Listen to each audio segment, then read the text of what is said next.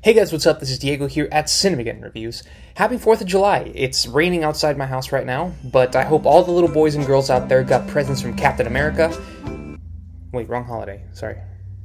Anyway, to celebrate America's birthday, let's talk about a movie that I like to watch every 4th of July, the most patriotic movie ever made, Independence Day. Because nothing captures the American spirit better than Will Smith and a hungover Ian Malcolm using a virus made on a Windows 95 computer to combat advanced alien technology. Because yes, their ships may fly, and yes, they've destroyed countless American cities over the course of this movie.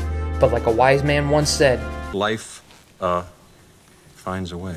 So to do this review, I've dressed up in my most patriotic garb. I've got a Busch Gardens t-shirt with the American flag on an American eagle, and a Puerto Rico hat, because I'm Puerto Rican. Oh, and by the way, this review is going to contain spoilers. It's from 1996. It's from 1996. So if you haven't seen it, I am judging you. Let's get this out of the way. I grew up watching almost every Will Smith movie made between the 90s and the early 2000s. I can quote countless lines from Fresh Prince of Bel-Air, he's one of my childhood heroes, and he taught me that there's nothing wrong with being yourself. Not even if you like Wild Wild West. I mean, it had a cool song.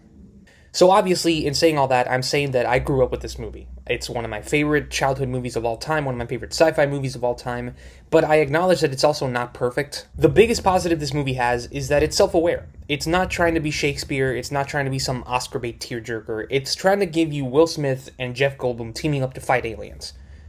I mean, that alone is worth getting excited for. I mean, it's the Fresh Prince teaming up with Jeff Goldblum. The action scenes in this movie are perfection. Every single scene is entertaining, not just from a visual standpoint, because these were pretty revolutionary visual effects for its time, but also because the pacing and the acting in them is top-notch. That's another thing, too. This movie jumps around several locations in its first and second acts, at many points even in a single scene, but the story is so entertaining that you barely even notice it. Independence Day has, in my opinion, a pretty airtight script. A lot of people describe this movie as thin when it comes to its characters, and I disagree.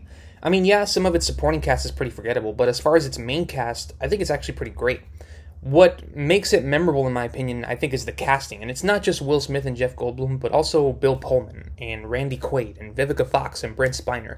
I feel like if they had cast the movie any differently, then it wouldn't have been as special. Because these are all excellent performances. The actors worked together so well on screen that it made an otherwise unwatchable movie endlessly entertaining. At times, it was even kind of heartwarming when character arcs were fulfilled. Let me be the first to admit, the scene where the president's wife dies still makes me cry every single time. I don't know what it is. It was Roland Emmerich's directing, or Bill Pullman and Mae Whitman's acting, or something about the musical score that just makes me cry every single time.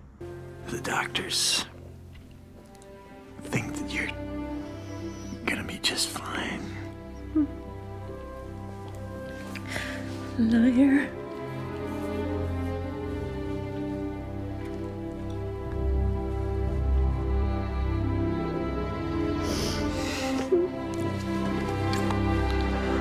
There are quite a few scenes in this movie that are just iconic. I mean, obviously, I can't go on without mentioning the president's speech. I mean, hello? The 4th of July will no longer be known as an American holiday, but as the day when the world declared in one voice, we will not go quietly into the night. We will not vanish without a fight. We're going to live on. We're going to survive. Today, we celebrate our Independence Day. America. Then there's a scene where Will Smith punches the alien and lights a cigar.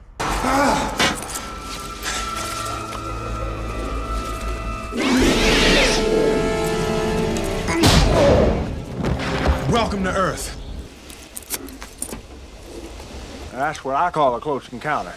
And of course, the best line in the movie, you say it every Friday night when you meet your friends at the bar.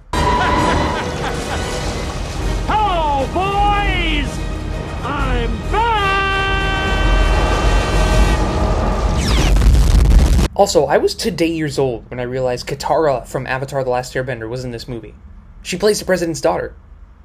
I mean, if there was ever a reason to love this movie more as an adult. Look, needless to say, it makes absolutely no sense that 1995 technology would even stand the slightest chance against alien technology, or that the metal the aliens use to build their ships is so susceptible to human missiles built on Earth, or that the mothership is so easily accessible by humans and there aren't any anti-human failsafes. To be honest, the entire third act of this movie is bonkers, but I also feel like if you're still watching the movie by the time you reach those scenes, you've already decided that you're having a good time with it, and at the end of the day, that's what they wanted when they made the movie. And as a fellow filmmaker who also wants people to have a good time when they see my work, I can't really fault them for that.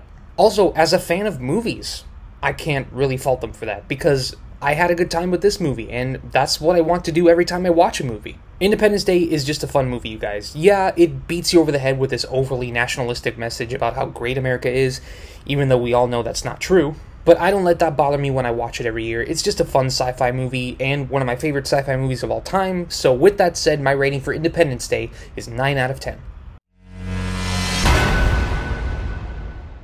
So that's my review of Independence Day. Once again, happy 4th of July, everybody. This is just a fun little review that I just felt like doing for the 4th of July.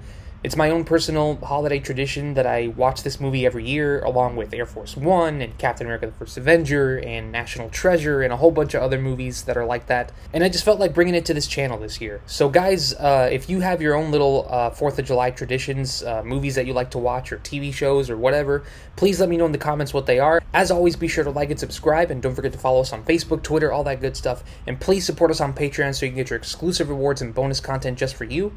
Thank you guys so much for watching. This is Diego for Cinemageddon Reviews, and I'll see you in America.